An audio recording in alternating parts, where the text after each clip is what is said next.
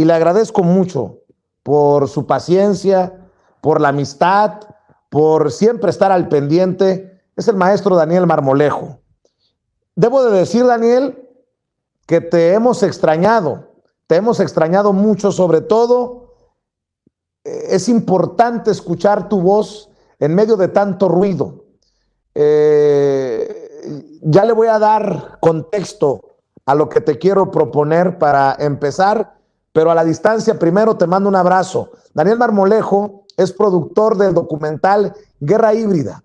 A él lo venimos escuchando por años decir que por ahí se viene la guerra híbrida, que por ahí se viene el golpe blando, y creo que ahora a la gente le queda más claro de lo que hablabas o de lo que vienes hablando desde hace ya algunos años. Querido Daniel, ¿cómo estás? Bienvenido a tu casa. Querido Vicente, qué gusto saludarte, a ti que eres un maestro del periodismo de combate y que nos has dado una cátedra muy importante con tu presencia en tu estado natal, Sonora, frente al presidente de la República con los señalamientos respecto a la postulación de Claudia Pavlovich como posible cónsul de México en Barcelona, y que categóricamente dejaste ver al presidente en tu presentación lo inconveniente que esto sería por los señalamientos que hizo alguien, otrora secretario de Seguridad Pública, que conoce los hilos de la corrupción y que además es gobernador también del estado elegido por Morena, de esta situación. Fue un momento muy importante porque presionaste al presidente muy adecuadamente sobre esto que pues a todas luces es un obsequio vacacional para que la señora Pavlovich, quien le dio golpes al erario público, pudiera estar de compras en Barcelona. A tus órdenes, como siempre, querido Vicente, y felicitarte por ello. Muchas gracias, Daniel. Viniendo de ti, lo aprecio mucho. Esperemos seguir contribuyendo al debate recio como le gusta al presidente, pero respetuoso, constructivo, para transformar a nuestro país. Daniel, déjame retomar algo que dijo el presidente, porque me acordé mucho de ti con las palabras del presidente hoy. No es Loret, no es Krause, no es el Reforma. Aquí se trata de literalmente una guerra por dos diferentes conceptos, planes, ideas de nación. El presidente lo dijo así en la mañanera y le entramos directo con Daniel Marmolejo después de ver y escuchar al presidente. En entregar bienes de la nación, del pueblo a particulares. Si lo analizan, eso fue lo que hicieron con sus reformas estructurales y beneficiar pues a minorías. Por eso ahora hay oposición, porque no es Loret, no es el Reforma, no es Krause, no, son dos proyectos de nación distintos y contrapuestos. Eso es lo que está en el debate. Y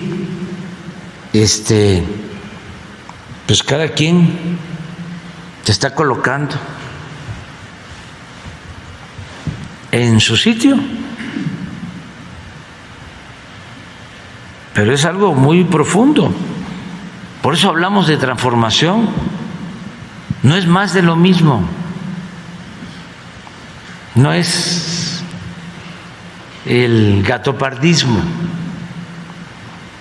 es llevar a cabo un cambio profundo, radical, arrancar de raíz al régimen corrupto, de injusticias, de privilegios.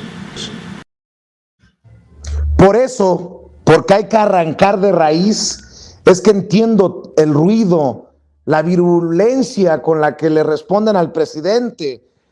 Ahora que se han concatenado Daniel Marmolejo para cerrar filas con Carlos Loret de Mola, el rostro de muchos intereses que hay que destapar. La guerra híbrida, el golpe blando, ahora sí con nombre y apellido, con rostro, Daniel. Querido Vicente, es la guerra híbrida, como se está viviendo en otras regiones del mundo, como se está viviendo en Ucrania, en donde el mundo está pasando de la guerra híbrida al desplazamiento de tropas, pero quizás volvería tras el retroceso de las tropas rusas, particularmente en los límites con Ucrania, esta retirada, a nuevamente restablecerse la guerra híbrida en esa región, pero en México definitivamente lo es también. También hay guerra híbrida en Bielorrusia, ha habido guerra híbrida entre China y Taiwán, ha habido guerra híbrida en Argentina, bueno, en general en todo el continente, ha habido guerra híbrida entre Pakistán y la India. Específicamente lo que estamos viendo ya es una confrontación muy directa entre un personero de estructuras globalistas, como lo es Carlos Loret de Mola, en un escenario muy complejo que a primera vista, querido Vicente, nosotros hicimos un análisis de lo inconveniente que sería, pero el presidente no solamente lo está viendo como una cuestión para tocar de lado o en una diatriba mediática, sino que el presidente ya avanzó en una estrategia que pudiera desenmascarar plenamente los intereses que estarían detrás de Carlos Loret de Mola y hacer que esto que sería una trampa se convirtiera prácticamente en un hilo que vaya jalando toda una madeja que te lleve a estructuras muy fuertes de intereses globales que son las promotoras de la guerra híbrida. Dentro de esto hay muchos otros personajes que se pueden ir reflexionando.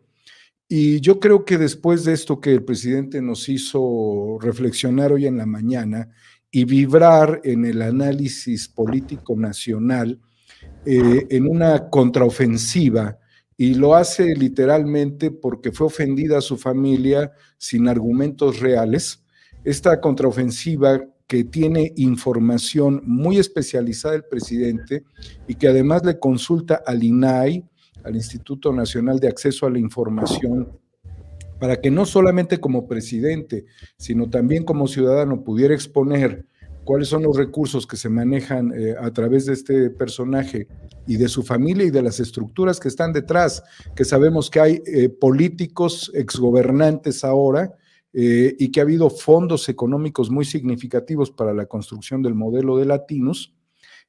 Todavía hay más cosas de fondo.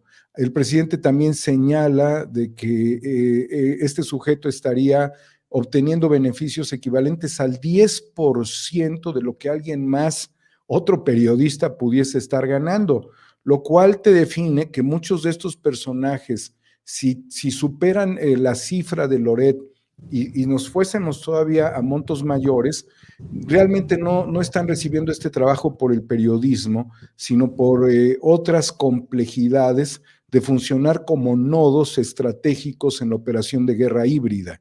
Estarían recibiendo más recursos con los cuales pudieran actuar. Pero este es un boomerang, querido Vicente. No solamente es lanzar el boomerang, vas a tumbar a Loret, vas a descubrir otras cosas, sino que el boomerang regresa y regresa a Palacio Nacional, lo cual, por la actitud mostrada del presidente en esto que tú nos acabas de presentar, pudiese también tocar a personajes dentro de la 4T que han participado de una traición desde Palacio Nacional al presidente. Es una situación muy conmovedora, muy radical, como dice el presidente, esto es de raíz, o sea, es a todas luces radical, como lo expresa en esa palabra, Y estaba allí presente el secretario de Relaciones Exteriores, otros funcionarios, y los que estaban chutándose la mañanera en su casa también se sacudieron, Vicente, porque el presidente ha sido traicionado desde Palacio Nacional. Y esta situación implicaría también que el presidente no estaría haciendo ninguna defensa ni de Loret ni de nadie, incluyendo otros personajes de su propio gabinete, con lo cual sacudiría radicalmente la Cuarta Transformación en algo que mucha gente esperaba desde el principio, que el presidente diera un manotazo y dijera, se acabó esta actitud ignominiosa mediática y se acabó esta actitud de infiltraciones dentro de la 4T, se acabó definitivamente la corrupción, pero lo cierto es que mientras el presidente decía esto, estaban operando a sus espaldas en situaciones mucho peores que Ponce. El profesor Bejarano, del cual recibió una cantidad que no era ilegal en ese momento, de un privado, pero ese privado estaba muy empantanado con Rosario Robles, haciendo muchos negocios, incumpliendo con muchos negocios y pues dando beneficios a determinados funcionarios en supuestas estrategias políticas, que esto que no era ilegal es una caricatura al lado de lo que pudiera haber tenido el presidente como decisiones de gabinete. Y esto también es muy fuerte, Vicente. No nada más hay que ver a Loret, ni hay que ver los que están atrás de Loret. Esto también hay que ver dentro de la estructura gubernamental de la Cuarta Transformación. Pero pareciera que el presidente ahora sí ya se cansó de los traidores y se cansó de estos sujetos que se dedican a fabricar mentiras. Pero ¿a dónde va a acabar esto, querido Vicente? Yo creo que en la mañana, cuando el presidente daba toda esta información y leyó una carta contundente, que es la que le envía al INAI, en donde le hace una solicitud para que él pueda informar, en ese momento se reunieron en el War Room de Latinus, todos estos personajes y otros más se conglomeraron, se agruparon, seguramente muchos tuvieron que tomar vuelos a Estados Unidos o a la sede de esta organización mediática engañosa, facciosa, para tratar de ver qué es lo que va a suceder, porque les estarían quemando radicalmente una de las fichas emblemáticas de este movimiento golpista. O sea, lo que estamos hablando aquí es del golpismo, no es otra cosa, eso es Loret, es el golpismo. En una supuesta condición de pues aglutinamiento de las oposiciones, pero no son oposiciones al presidente, son oposiciones al país realmente. En ese War Room, al igual que en otros War Rooms, cuartos de guerra, que se han dado en circunstancias semejantes en el mundo, ellos levantaron el teléfono y le hablaron literalmente a los fondos buitre, le hablaron a las grandes corporaciones, le hablaron a muchos prófugos de la justicia, porque es necesario establecer una estrategia de control del posible daño que sufriera, no a su reputación. Loret no tiene reputación, sino a su estrategia, querido Vicente, porque eso es lo que señala el presidente, es una estrategia más grande. Si el presidente hubiese tocado esto por las orillas, como regularmente se daba la diatriba, quizás era seguir entrampado, pero el presidente dijo, no, ya, esto ya se sobredimensionó, ya es un ataque, ya es una acción perjudicial, se las respondo en las mismas formas. Entonces, este aglutinamiento significaría generar un mayor proteccionismo y mucho de este proteccionismo tiene que ver con recursos económicos, tiene que ver con recursos legales y tiene que ver con otras acciones que pudieran ser compra de periodistas, de voluntades de periodistas, compra de medios publicitarios propagandísticos, estrategias de ataques convencionales y estrategias de ataques no convencionales, que serían elementos distractores que ellos están ya planificando desde el cuarto de guerra, querido Vicente. Ahora sí que espero que el presidente Andrés Manuel López Obrador tenga una circunstancia diferente y datos diferentes, elementos diferentes para pensar en la posibilidad incluso de llevar a México por el camino de Suiza, Daniel. En Suiza los ciudadanos salieron a votar para que el gobierno ya no le dé publicidad oficial a los medios de comunicación, porque eso solo beneficia a los magnates. Y creo que en este momento histórico el presidente tiene que ver que los duros golpes son magnificados o creados, generados desde esos medios de comunicación que siguen chupando de la ubre, de esos que siguen beneficiándose a lo mejor, no de los miles de millones, pero sí de los cientos de millones, con honrosas excepciones, Daniel. Sí, Vicente, desde luego, y lo señalaba Julian Assange hace algunos años, son los medios de comunicación quienes promueven la guerra.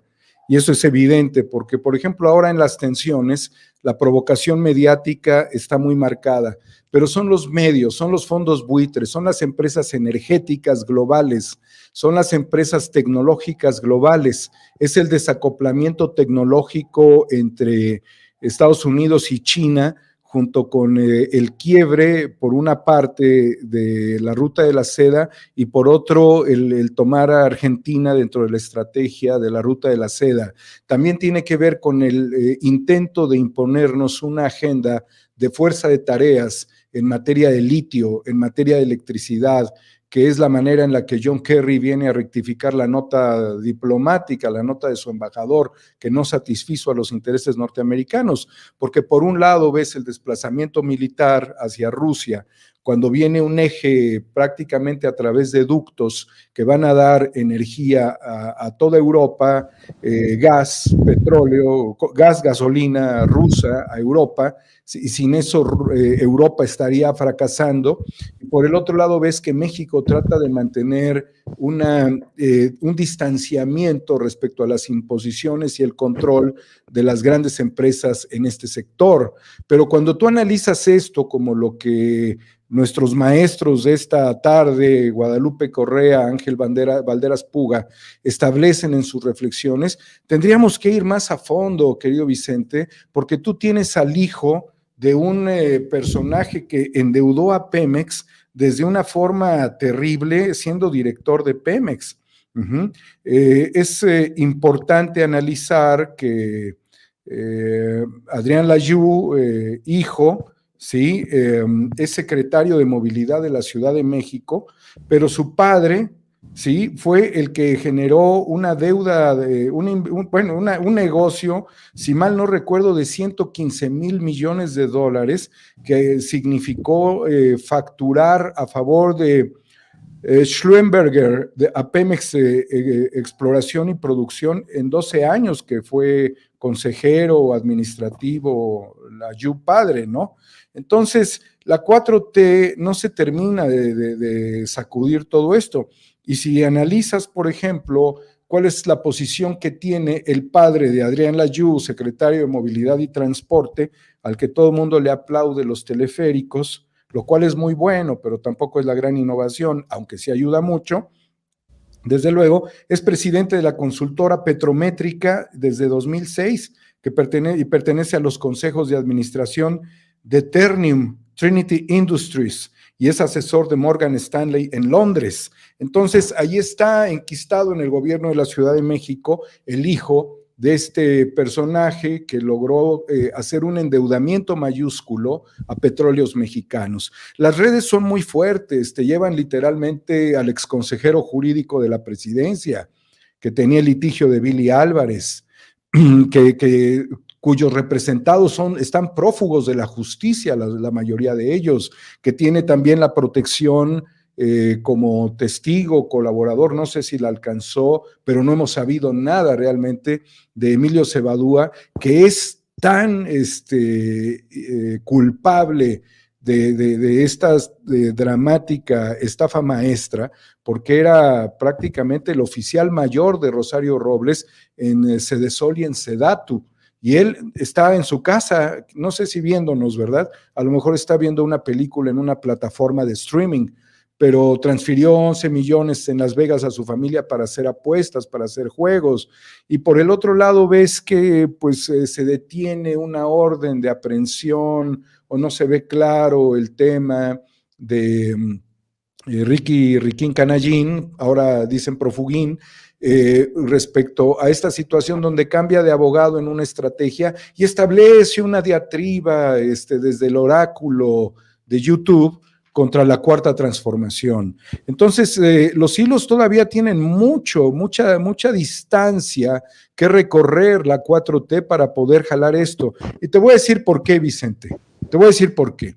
Porque si estas cosas no se ajustan en la Cuarta Transformación, todos esos prófugos de la justicia en este momento, toda esta situación dramática que se le presenta a un periodista como Loret, que está contra la pared, toda la situación de que se caigan en el fango todos los que se dicen yo soy Loret, ¿sí? Terminará por generar una recuperación en una estrategia legal que pudiera tardar 5 o 7 años, en lo que llega un próximo gobierno, se distienden las cosas, tienes el caso de Elbester Gordillo, Duarte va a salir de la cárcel, Billy Álvarez va a salir de la exclusión, de la circunstancia de ser prófugo junto con un montón de sus secuaces, y se acabaron las fichas rojas de Interpol, Cabeza de Vaca va a seguir pues libre como el viento. Entonces ese es el problema estructural que se enfrenta a la guerra híbrida respecto a la inacción judicial y respecto al lawfare, porque aquí viene otra cuestión fundamental. Esto realmente es el drama estratégico. ¿Quiénes estaban al frente? Periodistas contra Cristina Fernández en Argentina. Jorge Lanata, un periodista así del estilo de Loret y del estilo de Joaquín López Dóriga, no digas más, es una mezcla de los dos, con ínfulas de super sabio. Este cabrón, que no se cansó de decirle yegua a Cristina Fernández y que le dijo que se iba a morir a la expresidenta de Argentina, te vas a morir, vas a quedar sola. Así eran sus consignas cuando Macri había llegado al poder. Estaba patrocinado por Paul Singer, administrador de fondos buitre desde Nueva York, y ellos también tenían el control del fiscal Nisman, quien había montado el lawfare contra Cristina Fernández de Kirchner, que después se suicidó porque no hay argumentos de que haya sido un homicidio, y se suicidó a pocas horas de ir a declarar la traición de Cristina por un tema que tenía que ver con la explosión de la Asociación Mutual Israelí en Argentina, que era un tema utilizado para encarcelar a Cristina Fernández.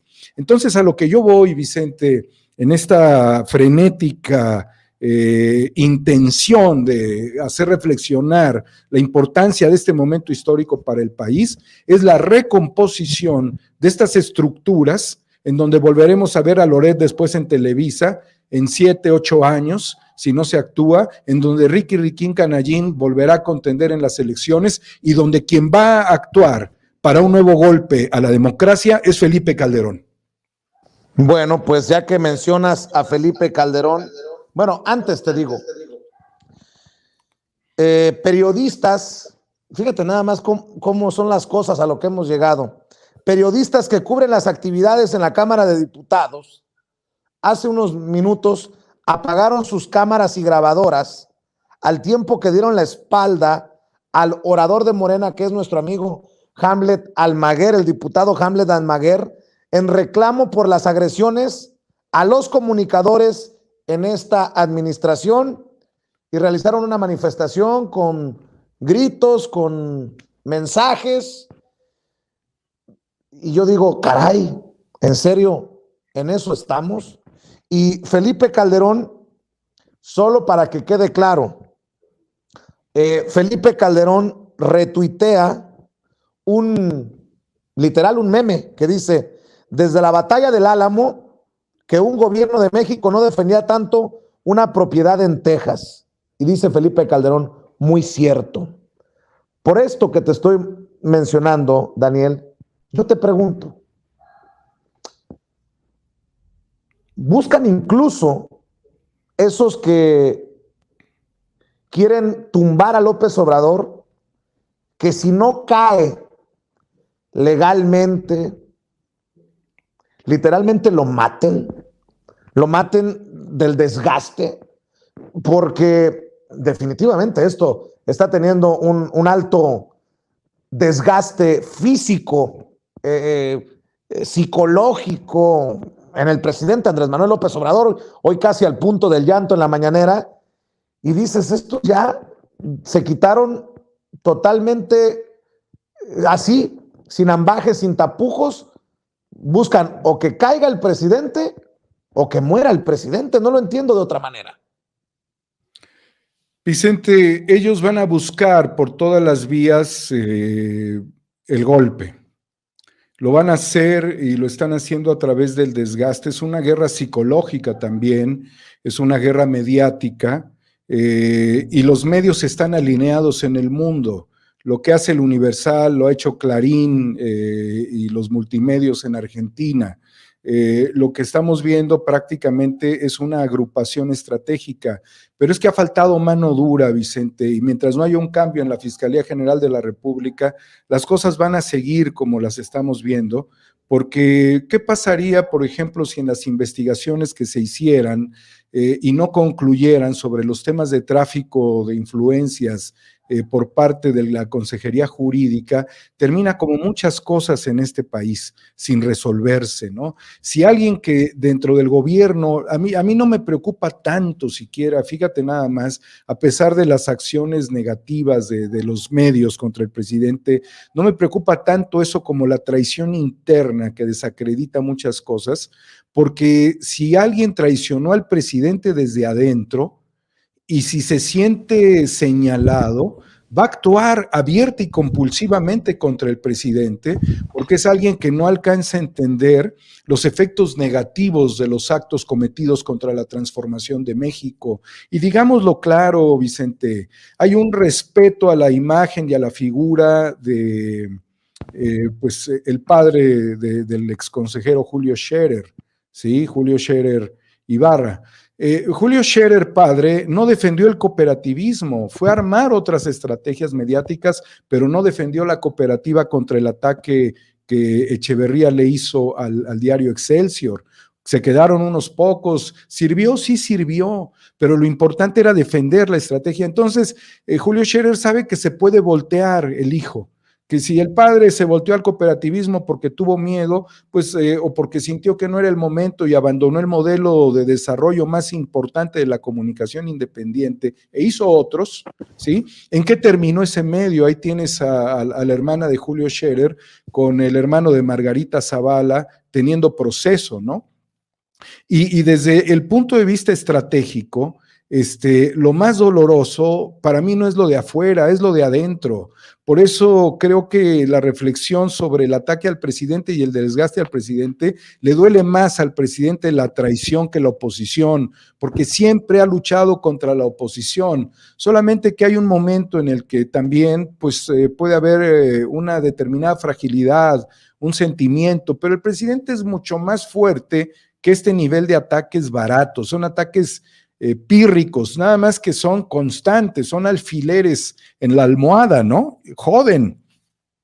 Y bueno, bajo esta circunstancia yo creo que el presidente debe dar otra sacudida al gabinete y lo que hoy expuso el presidente realmente fue sacudir al gabinete.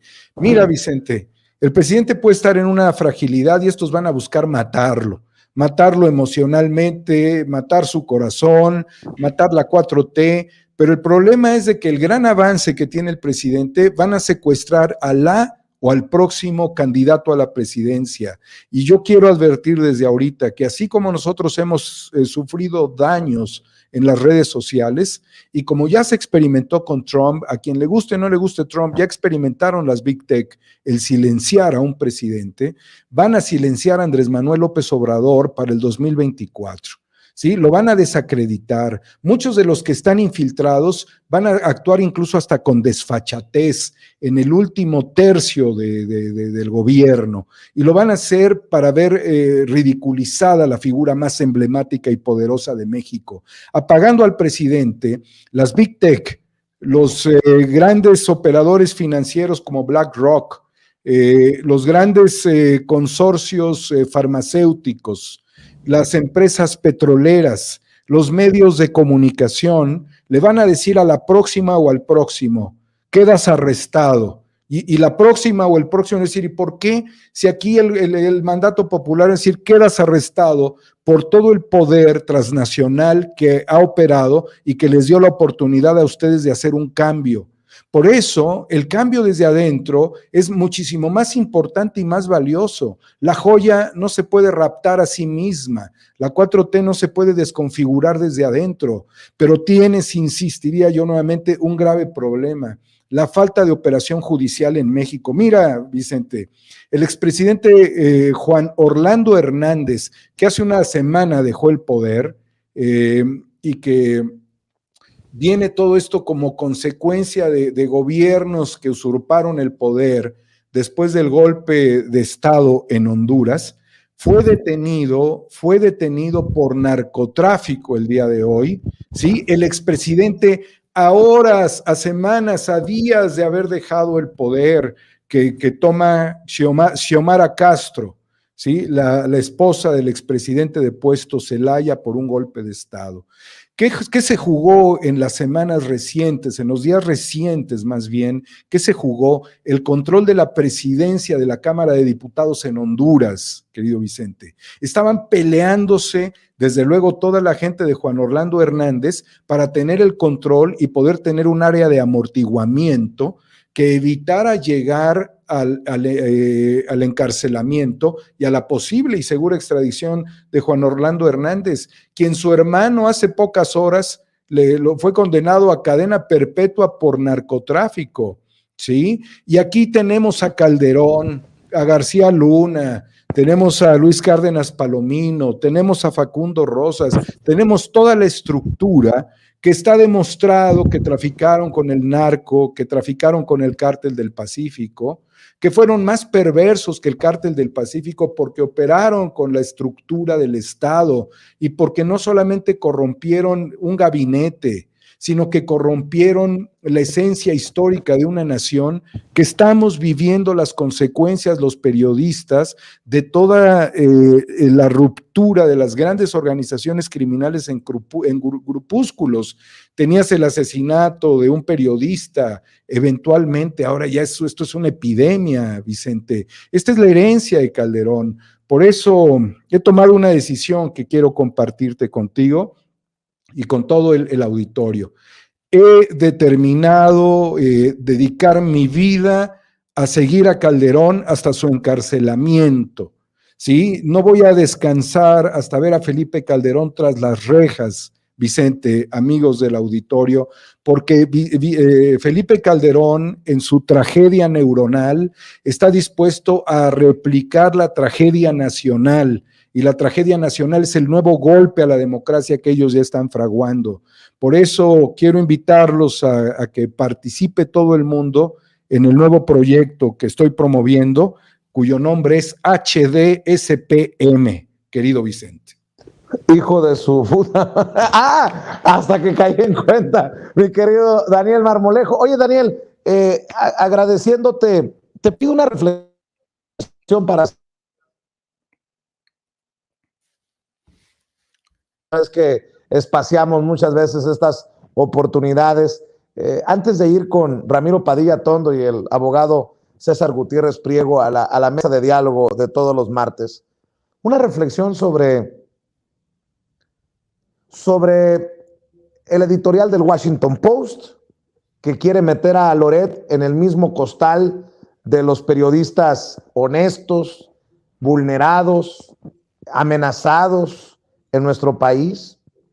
Y también, ¿por qué no decirlo? Una Carmen Aristegui que le sigue dando vuelo a estos estudios, investigaciones de Signalab que señalan a Epigmenio Ibarra, a tu servidor, a Jorge Armando Rocha, como líderes que conformamos redes para atacar a los críticos del presidente en redes sociales y defender a Andrés Manuel López Obrador, y no se dan cuenta que nos colocan en una situación vulnerable, porque obviamente es falso, no es verdad.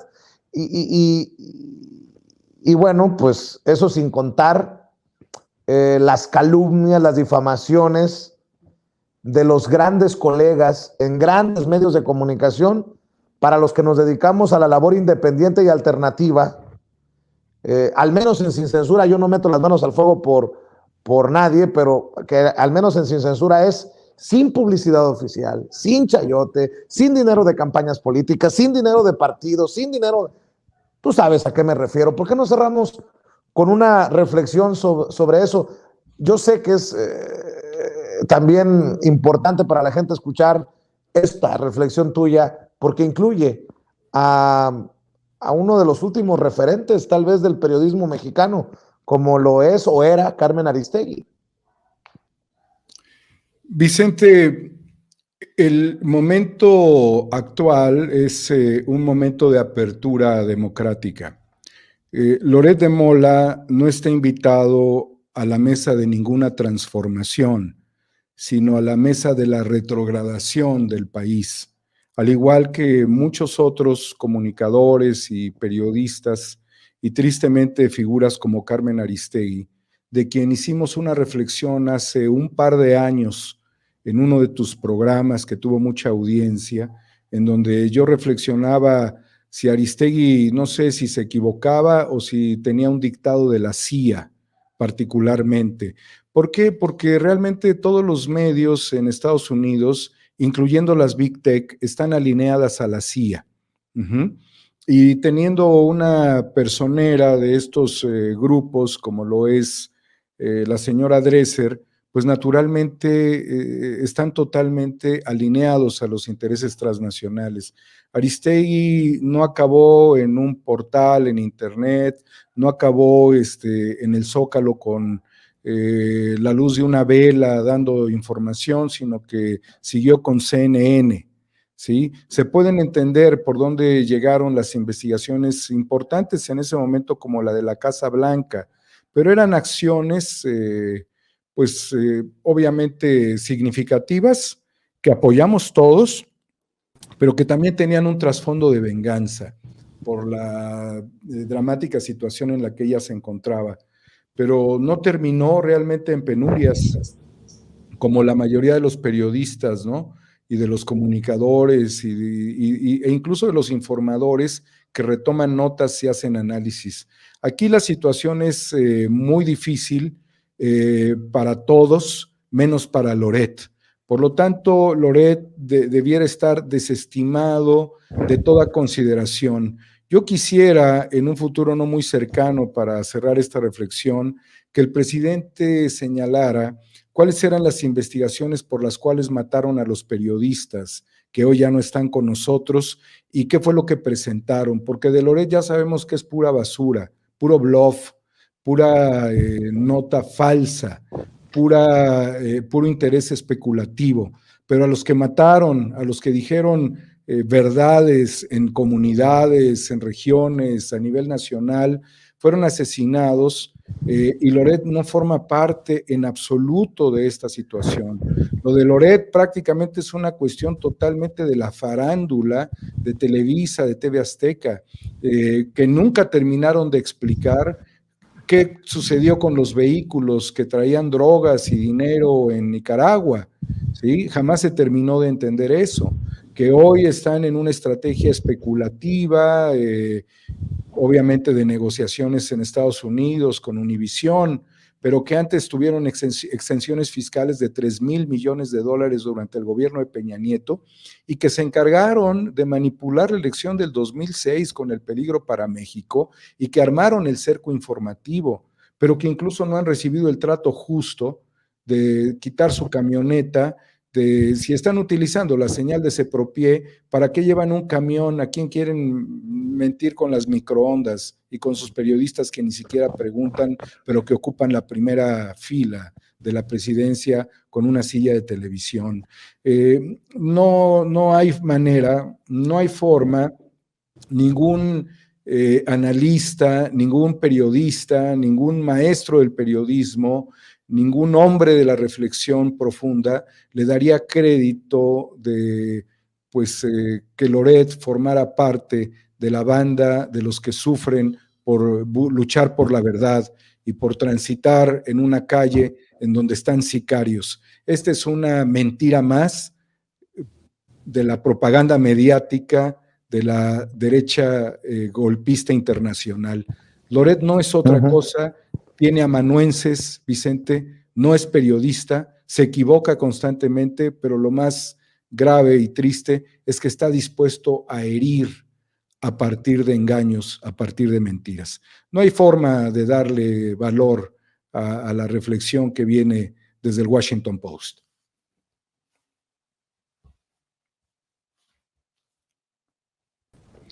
Querido Daniel, te ofrezco una disculpa, por alguna razón me sacó el sistema, pero ¿por qué no cerramos, Daniel, diciéndole a la gente en dónde encuentra información sobre tu nuevo proyecto HDSPM en relación a Felipe Calderón? Entendió el que entendió, y obviamente para que te sigan buscando en redes sociales, para que ahora sí se avienten en este contexto los capítulos de Guerra Híbrida en tu canal, querido Daniel.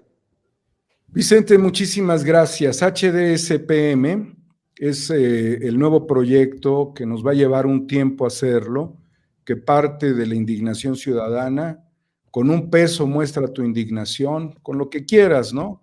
Pero lo importante es estar unidos.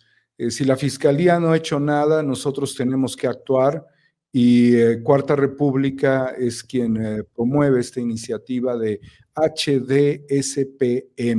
No se le puede llamar de otra forma a un sinvergüenza que ocupó la presidencia a través de un fraude junto con todas las instituciones.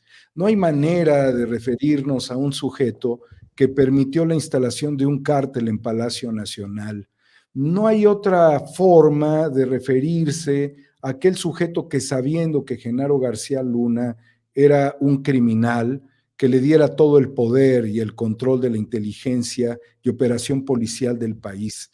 No hay forma de disculpar a Calderón de toda la tragedia humana y de los chorros de sangre que siguen escurriendo por el país como consecuencia de la tragedia de su mandato. No tenemos otra herramienta más que la indignación, querido Vicente, y HDSPM será la consigna con la que yo estoy dispuesto a jugarme la vida contra Felipe Calderón. Cuarta República, homo ex novo. Homo ex novo en Twitter, Cuarta República en YouTube, los espacios del querido Daniel Marmolejo. Te mando un abrazo, Daniel. Gracias por acompañarnos. Cuídate mucho, por favor. Vicente, nos debemos un mezcal hace 3 años, cabrón. Te quiero mucho, Vicente.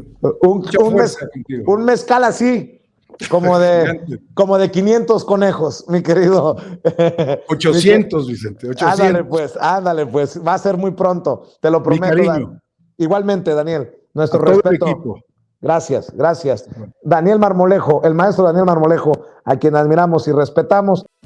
Amigos, amigas, regresamos en breve, pero mientras seguimos hablando sin pelos en la lengua, sin censura, usted puede suscribirse a nuestros 3 principales canales en YouTube.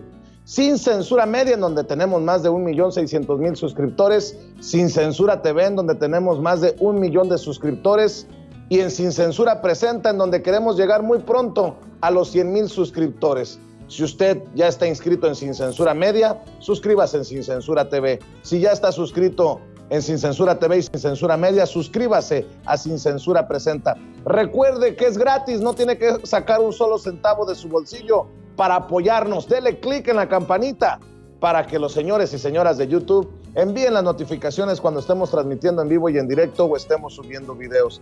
También nos puede seguir en Twitter en @Vicente Serrano y hasta en Instagram. Ojo, también estamos en Instagram. Son nuestras redes sociales y con el apoyo de ustedes seguimos creciendo, porque con ustedes todo, sin ustedes nada.